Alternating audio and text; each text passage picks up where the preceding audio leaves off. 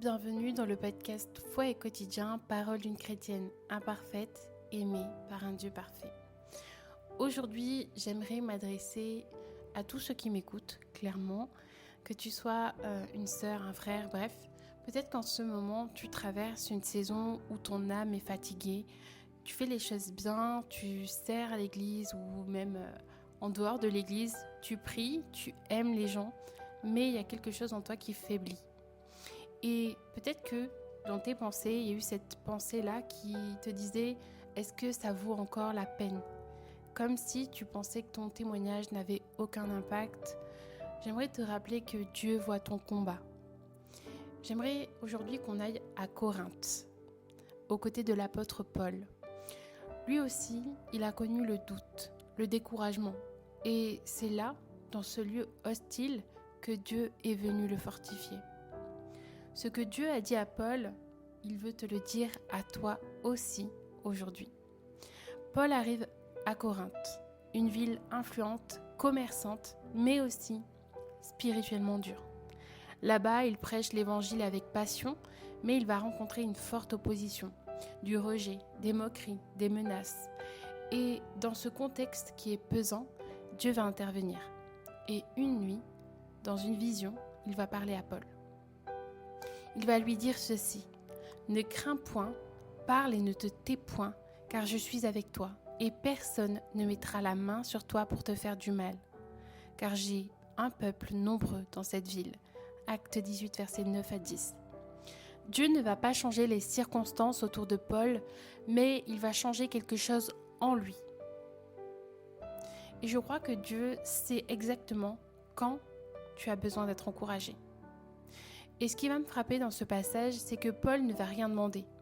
Il ne va pas pleurer, il ne va pas crier, il ne va pas se mettre à pleurer à genoux en prière en disant « Seigneur, c'est dur, je ne sais pas comment faire, j'ai envie d'arrêter ». Non, il ne va rien faire. Il ne va rien demander au Seigneur. Mais Dieu, dans sa compassion, va venir à lui.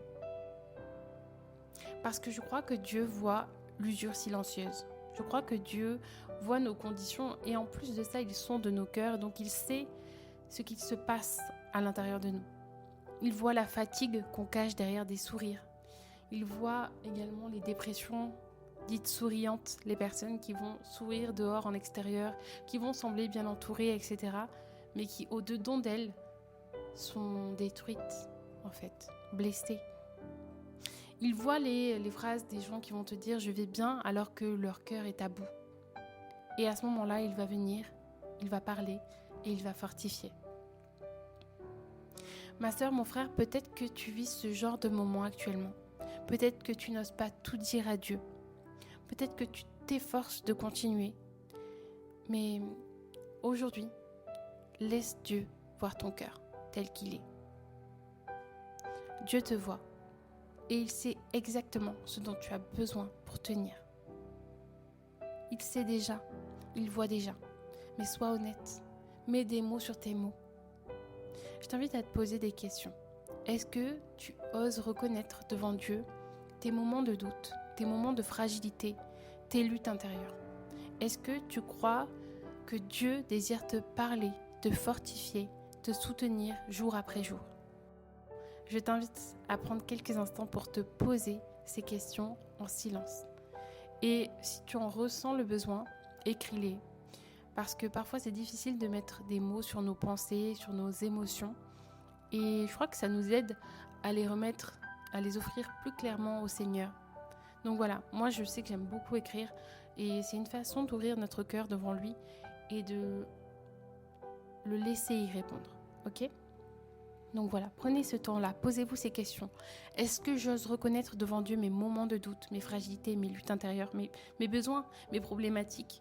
Est-ce que, au contraire, je m'efforce à ne dire que le bon et me dire non, dans tous les cas, je ne veux pas me plaindre. Mais en fait, je pense vraiment que Dieu nous appelle à être vrais et à être honnêtes.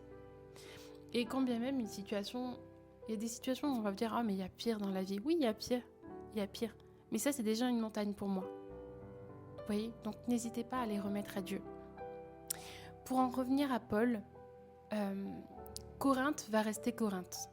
Les gens vont rester durs, les critiques vont continuer, mais Paul va changer. parce que Dieu lui a dit « Je suis avec toi ». Et ça, c'est une clé, ça a été, je pense, une clé, une sorte de phrase qui va le rebooster dans « Ok, peut-être que je doute, peut-être que c'est difficile, mais je ne vais pas abandonner parce que le Seigneur m'a confirmé qu'il est avec moi. » Moi, j'aimerais te rappeler que ta paix ne doit pas dépendre du climat autour de toi et qu'elle doit reposer sur une seule vérité, Dieu est présent. Tu peux être dans le désert, dans l'adversité, dans l'incompréhension et pourtant tenir debout parce que sa présence te soutient. D'autant plus qu'aujourd'hui, nous sommes dans des temps incertains, nous le voyons ne serait-ce qu'en politique, les gouvernements qui chancellent, clairement là, le gouvernement, il y a eu je ne sais combien de démissions du gouvernement, voilà. Et il y a des choses, on sait que ça doit arriver conformément à la parole. Il y a des choses qui vont se mettre en place. Et je sais qu'il y a beaucoup de gens qui vont avoir l'inquiétude qui va croître en fait rapidement. Et elles vont commencer à avoir peur, etc. Moi, je t'invite vraiment à te recentrer, à te ressourcer en lui, en celui qui est en dehors du temps et des circonstances. Et vous le savez, je l'ai nommé Jésus. Dieu va dire à Paul, j'ai un peuple nombreux dans cette ville. Et je crois qu'à ce moment-là, c'est un encouragement. Paul, peut-être qu'il pensait qu'il était seul. Peut-être qu'il pensait que tout ce qu'il faisait pour le Seigneur, c'était inutile, inefficace. Peut-être qu'il se disait, en fait, je prêche, mais il n'y en a aucun qui reçoit, en fait. Mais il semait. Et Dieu, lui, il voyait les cœurs qui allaient être touchés. Il sait. Les hommes et les femmes prêts à entendre. Les fruits invisibles qui allaient germer. Parce que oui, Paul va être qu'un instrument entre les mains de Dieu pour semer. Et c'est le Saint-Esprit et Dieu qui vont faire croître. Un peu comme la parole du semeur. Donc voilà, j'aimerais vous rappeler, que peut-être que tu ignores tout ce que ta fidélité produit. Peut-être que tu ignores que ton amour pour les autres, ton sourire, ton engagement, même s'il te semble petit, Dieu les utilise. Et ça a un impact. Même si tu ne le vois pas, ça a un impact. Pose-toi également ces questions-là. Est-ce que je continue à semer même quand je ne vois pas les fruits? Est-ce que je fais confiance à Dieu pour ce que je ne vois pas encore? Parce que oui, il y a des moments où tu ne verras pas de suite un changement chez quelqu'un. Vous voyez ce que je veux dire? Peut-être que ça fait des années que tu pries pour un membre de ta famille qui est malade et tu ne vois toujours rien. Et tu te dis, tu en viens à douter. Tu te dis, est-ce que j'ai vraiment cette autorité que Dieu m'a conférée? Est-ce que Dieu a vraiment envie de guérir cette personne? Et là vient le doute. Paul, à ce moment-là, il aurait pu se taire. Il aurait pu fuir. Il aurait pu se dire, bon, c'est bon, Seigneur, ils n'écoutent pas. Voilà, ça sert à rien que j'insiste. Mais non, lui, il va choisir de croire en Dieu. Et de croire Dieu. Et toi, peut-être que ton Corinthe, c'est ton travail, ta famille, ton couple, ton église même. Et Dieu te dit, ne crains pas. Parle, aime, témoigne. Tiens bon, parce que je suis avec toi. C'est la promesse d'un soutien quotidien. Une présence qui ne te quitte pas. Une vérité qui tient debout quand tout vacille autour de toi. Cette promesse, c'est le Seigneur qui te dit, ne crains pas. Je suis avec toi, tu n'es pas seul. Je marche devant toi. Et moi, je le sais parce que je l'ai vécu. Quand je me suis convertie, ma mère ne croyait pas. Et pendant des années, j'ai prié, j'ai espéré. Et parfois aussi, j'ai douté.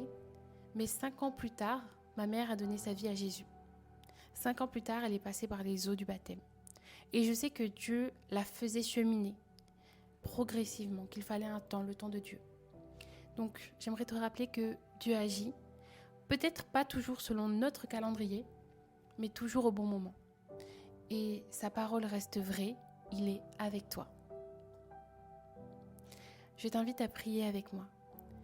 Seigneur, toi qui vois le fond des cœurs, merci pour ton regard qui ne juge pas mais qui guérit. Merci pour ta parole qui relève. Merci pour ta présence qui soutient. Aujourd'hui, je te confie mes faiblesses, mon découragement, mes doutes silencieux. Je te prie de venir me fortifier comme tu l'as déjà fait pour Paul. Parle à mon âme. Rappelle-moi que tu es là, que tu travailles, même quand je ne vois pas. Aide-moi à rester fidèle, même dans les petites choses, à parler, à aimer, à continuer, non pas par mes propres forces, mais par les tiennes. Dans le nom de Jésus. Amen. Merci de m'avoir écouté. N'hésitez pas à me partager vos témoignages, à m'écrire soit sur Instagram, foi-chrétienne, soit ici dans les commentaires sur Spotify, désolée, je sais pas comment on dit. Voilà, n'hésitez pas à m'écrire, franchement, ça me fait vraiment plaisir. Voilà, soyez encouragés, vraiment, le Seigneur est avec vous. Ne lâchez pas. Je sais qu'on voit pas souvent, on voit pas parfois tout de suite les fruits de ce qu'on va semer. Et c'est un peu comme dans le jardinage en fait. Vous allez planter, vous allez d'abord préparer la terre. Ensuite, vous allez semer les graines. Et ensuite, il y a tout un temps de processus qui va s'engendrer et qui va faire que, oui, il y a un fruit qui va en sortir de là. Mais ça va demander du travail, du temps et de la persévérance. Et en fait, c'est pareil pour notre foi. Du travail, du temps et de la persévérance. Et pareil quand vous allez semer dans la vie de quelqu'un. Du travail, du temps et de la persévérance. Voilà, c'était un petit encouragement plutôt court, mais j'espère que vous avez été bénis. Soyez bénis davantage par le Seigneur et passez une bonne journée.